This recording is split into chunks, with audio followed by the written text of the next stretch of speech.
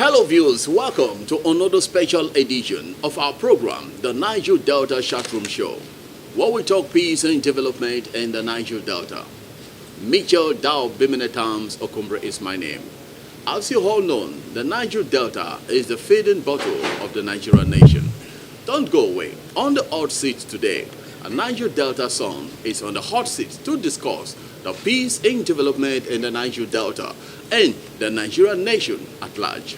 And our guest on the hot seat is no other person but Chief Comrade Mulade Sheriff, the Ibe ceremony of the Great Baramatu Kingdom, and he is also the National Coordinator for Center for Peace and Environmental Justice, SIMPEC. Welcome to the program. Thank you and God bless you. Okay, how would you define the Niger Delta as a region? Niger Delta region is one of the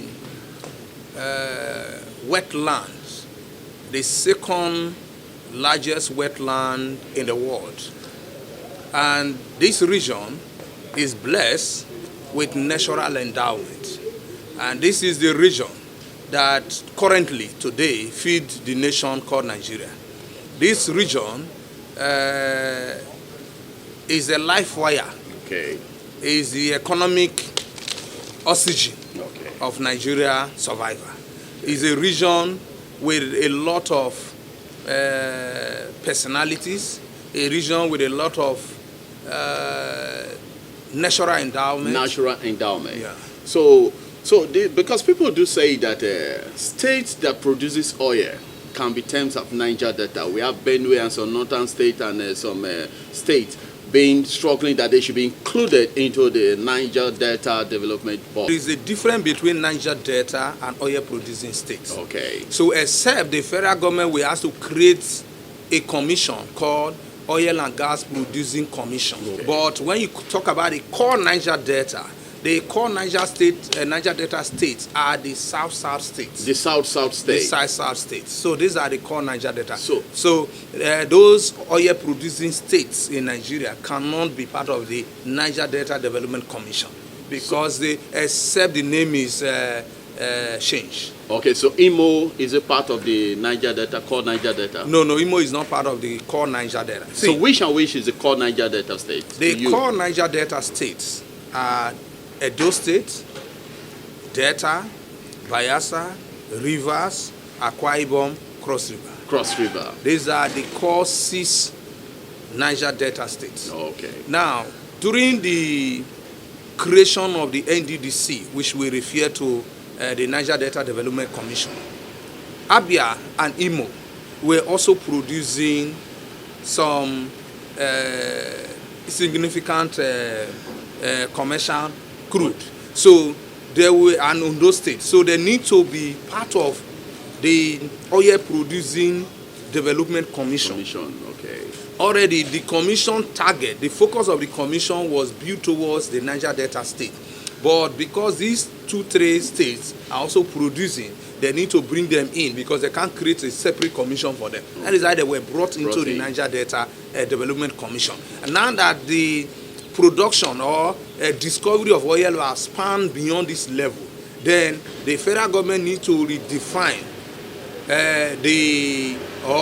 need to create a commission that will embrace all. Okay. But for the name Niger Delta Development Commission, it's for these 6 states. For the 6 states? Yeah.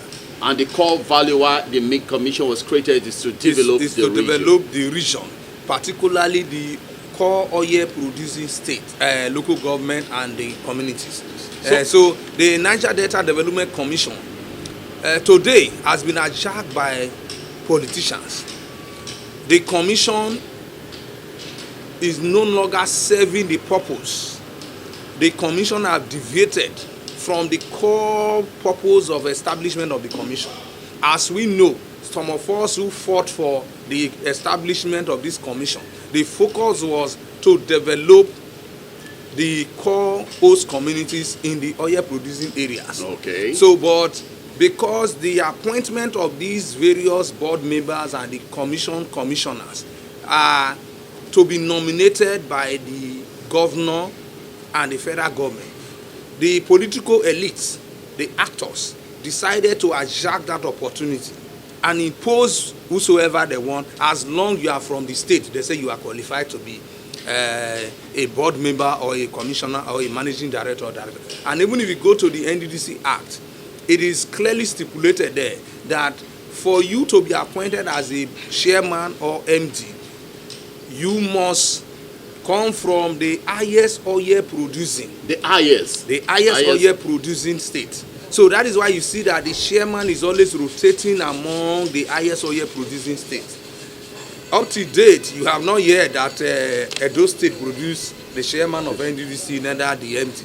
Okay. Neither Cross River, neither Imo or Abia, but it's mainly Delta, Bayelsa, Rivers, Akwa Ibom. Okay. This is where the chairman and the MD rotate within, because you must come from the highest oil producing area. Now, another problem we have with the NDDC is that, yes, from the highest oil producing state does not mean that it's for the entire state.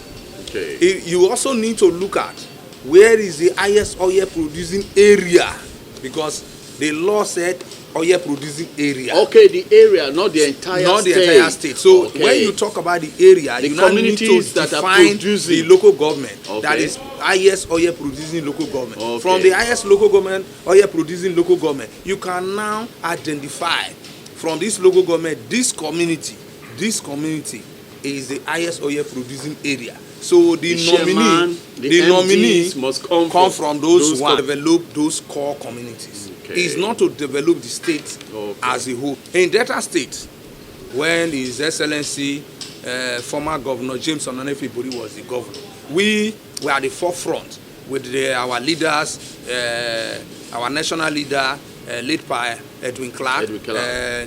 Okreka, Mr. 13%, and all of them. And as a youth, we were behind them. And at the presidency, Obasanjo made it clear that this money were meant for these host communities. So go and establish a commission that will administer this money for them. And that is why Ibori established the Delta State Oil Producing Area Development. This happened in our eyes, in our presence in Abuja, in the Aso Rock.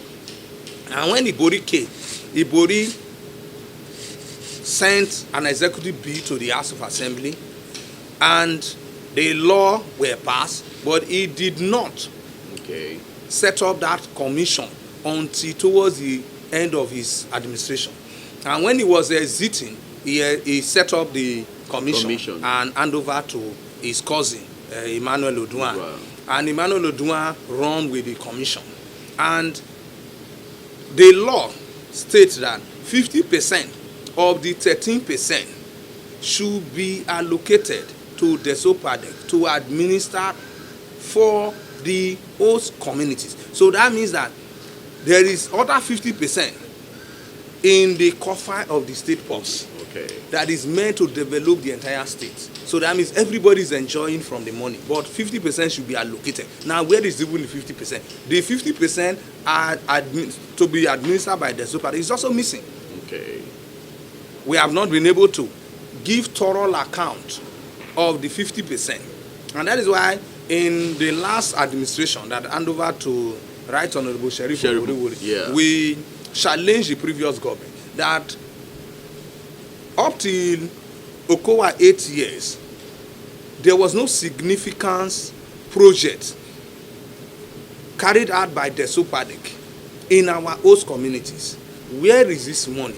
And the government told us that they have been working, and we don't see the money. So what we did was to apply to the commission to know. But the commission in the Nigerian ways, they tried to play with our intelligence. And we wrote straight to the Accountant General of the Federation, who furnished us with the monthly, yearly, and within the 8 years payment to the SOPADEC. To, of course, 13% derivation or derivation fund, amounting to about 1.3 trillion. So from this 1.3 trillion, it's expected that the SOPADEC, with the law, 50% of 1.3 trillion will be amounting to about 700 and something billion, if I'm not mistaken. That will be coming to the SOPADEC to enable the commission carry out developmental projects. From that amount, there is a sharing formula between the highest oil producing ethnic groups, the Ijos, the Ishekiris, the Urobo, the Isoko, the Indokwas. Okay. And Okowa, as a smart governor, in order to include his ethnic group, the Aniomas, he sent a bill to the Sopadek ahead of when he came in 2015, he sent a bill to amend the Sopadek Act that is restructuring the Sopadek like NDDC. That has really know where he was going. Very smart one. Smartly. And he did that fraud. Okay. Then, thereafter, 2018, he resent another bill again by bringing in his people. How did he brought them in? When Panoshen was about to work in Indokwa houses, as a smart governor and he's also from the area, he decided to say, okay, Panoshen, site your facility in my father's land. In order to include his community as part of the host community, he told Panoshen to cite the and amend the law and include his own people into the Desopade by making the oil producing ethnic group to be 6 against the earlier 5. Now, as I speak to today, his community has no single drop of oil has been contributed to the Desopade. But his ethnic group, his community has been producing commissioners in the board of the Desopade. His ethnic group, his community has been collecting developmental projects to the area. So these are some of the intrigues and the fraud that around Desopade. So Desopade today, to many of us as host community folks, exist on paper. Is a commission that exists on paper. Is a commission that used to compensate political cohorts. Okay. All right, in case you're just watching the program, this is the Niger Delta Chatroom show, where we talk peace and development in the Niger Delta. And on the hot seat, talking peace and development in the Niger Delta is Chief Comrade Mulade Sheriff, the Ebeserimowe of the Great Baramato Kingdom and the National Coordinator for Center for Peace and Environmental Justice. Recently, there is agitation in the Warri area concerning the INEC delineation between the Ijo, Ishekiri, and some part of the Urobos. The Ishekiris are saying that they are not comfortable with what the judgment of INEC. So, I want you to speak elaborately on that for us now. INEC did not just come to Warri or Delta State that he wants to embark on a world delineation. It was a judgment that were delivered on December 2022, and it was expressly stated that a fresh ward and polling unit delineation should be carried out in the Warri Federal Constituency before the next general election. Based on that, those of us who clamored for the justice said, with this law, we expect INEC to implement it before the 2023 general election. Okay. But INEC came out after a series of consultation and engagement. They said, election is a process, and the process has begun for over a year. So they cannot, at this point, go into the field to carry out ward delineation and polling unit. Therefore, they can only do the polling unit and delineation after the general election. Some of us kick against it. Okay.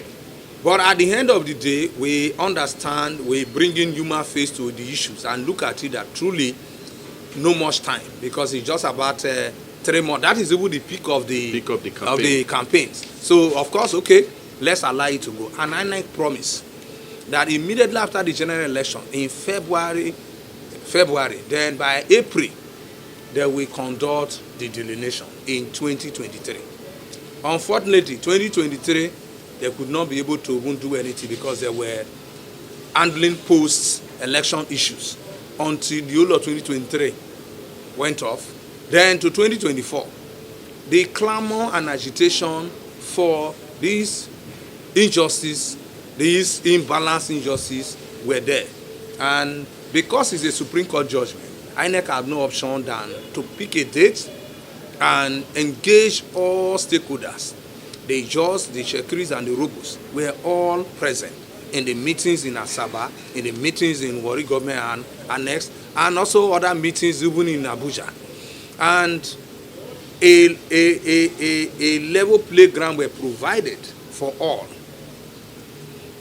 Thereafter, it was unanimously agreed that INEC need to embark on this project. And INEC did that by sending high-power delegations, not from even the south side, people from the north, people from the west, and people from the east. Okay.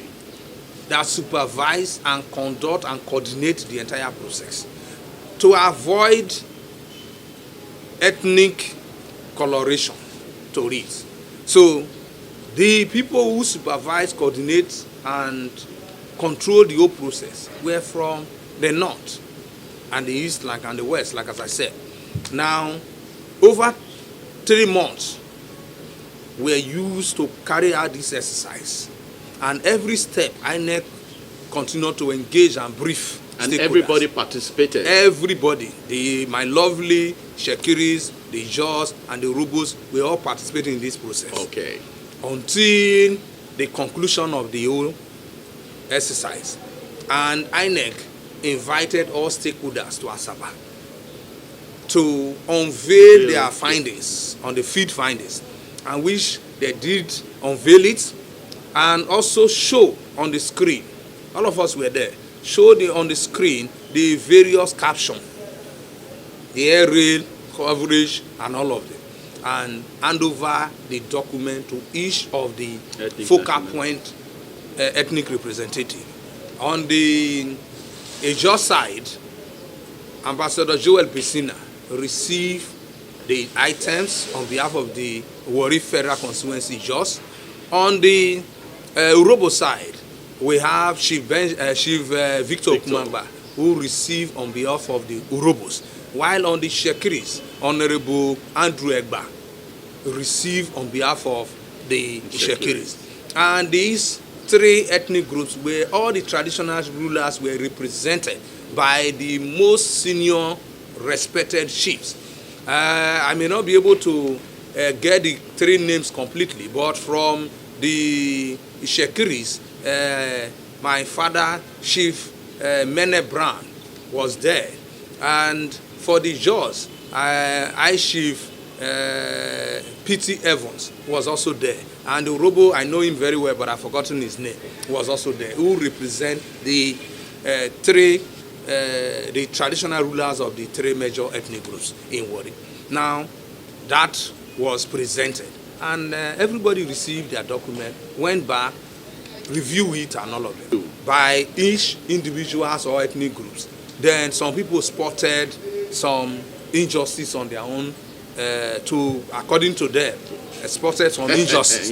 And when they spotted those injustices, it is left for you to write back to INEC that for so reason, this area that you captured this is not supposed to be this or this name. Because INEC told us they have done this field work, but for the names, typographical errors may emerge in some names. But if you want the correct name, send the correct name. We can correct those names. But that is the only thing they can correct, because the field work they've done. So you cannot say go back to the field again. No, they cannot do that. So, and we all agreed and we left.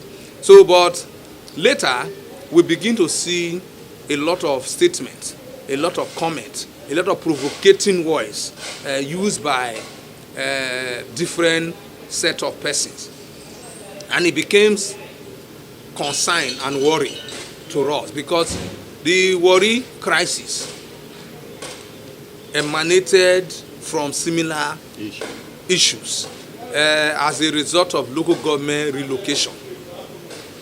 I could recall in 1990 when the Jaws of Baramantu clamor for a local government, and the Ogbijos and the Egbemas, and then it was called the Toribe local government, to be created for the Warri Ijos. And these local government were approved under the military government of under Babangida. So that local government was approved. Then we were still far young, and everybody was dancing in Opuruza, dancing in everywhere that Opuruza is the local government headquarters. Everybody was happy. I could recall vividly. We were all happy dancing ahead of the announcement. But to the greatest surprise of the people of Baramantu and the Warri Ijos, that the local government headquarters has been moved to Koko. And that is how Warri North local government headquarters moved to Koko. And that was done by some influential personality from the Shekiri ethnic nationality. And when that was done, the likes of Chief Okrika and those who were at the forefront of this were very angry, came back to brief the Ijos. And the Ijos were upset. But then, the then military government, after the delegation were sent to the military government, then the military government reassured the Ijaw people, oh, sorry, this was a report that came. And I don't want to mention those who influenced the change. We know all of them. Some of them are still alive. Some have joined the ancestors. But the elders and leaders came back to say, well, the military government have reassured that very soon they were going to create more local governments. If not, that local government was created alongside with Delta in 1992. So we say, okay, they should wait, and we keep waiting until Abacha took over. When Abacha took over, 1995, a delegation, 94-95, a delegation also were assigned to engage critical stakeholders in Abuja to ensure and to remind the federal government, the military federal government, that this is a promise that was made, and these are all memos agreed. And so no problem, when they are creating, they will consider. And until 1996, the former military head of state, General Abacha, created states for the good people of the Jos of Baramantu, Ogbijo, Isaba, and Diebri. When this local government was created, announced, as usual, we went into celebration again. And everybody was dancing with headquarters at Ogbijo. Elections were conducted. Winners emerged. The current Royal Majesty of Ogbijo, His Royal Majesty Ama, became the elected local government chairman of the then Warri Southwest local government. So, waiting for inauguration and swearing. And the day of swearing, they said he will resume office in Ogidigbe. And everybody refused and rejected.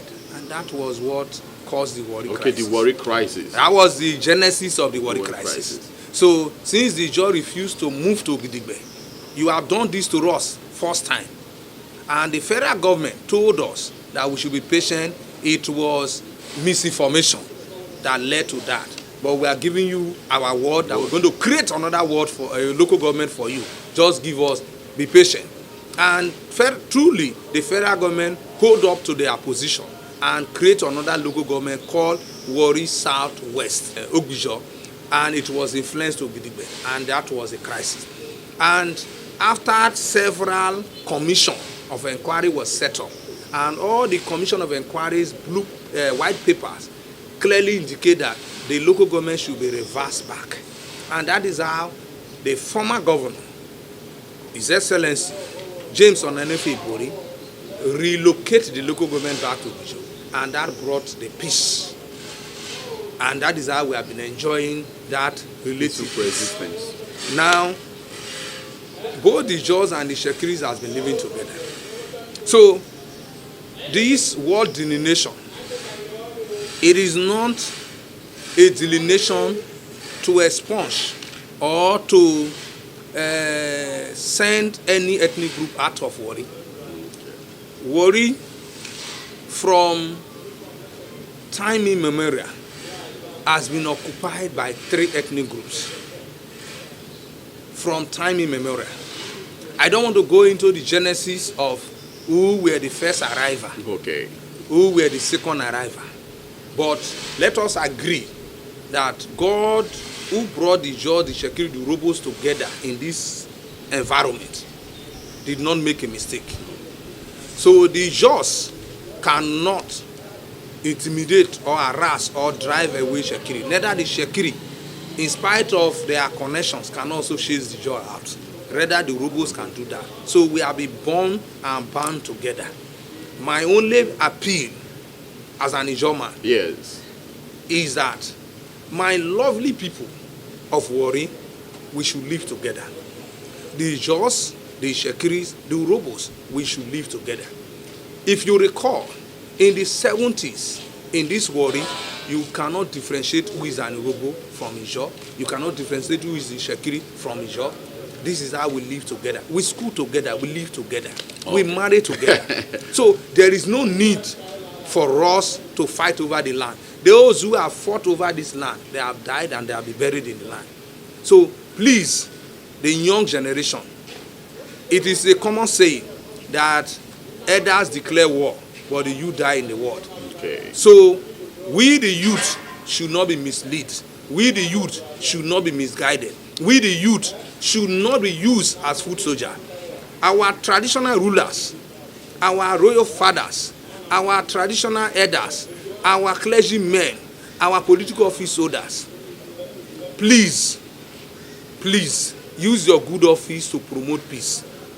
Use your good office to work for peace. Use your good office to sustain the peace in this area so that we can live together. Thank you.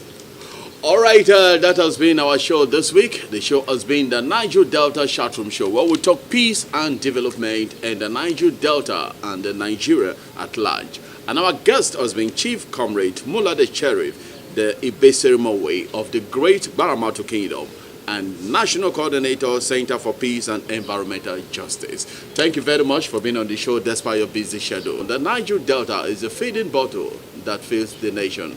Mitchell Dao Bemenetam Sokombre is my name. Next week, another guest will be on the hot seat to talk peace and development in the Niger Delta. Bye-bye, and God bless you.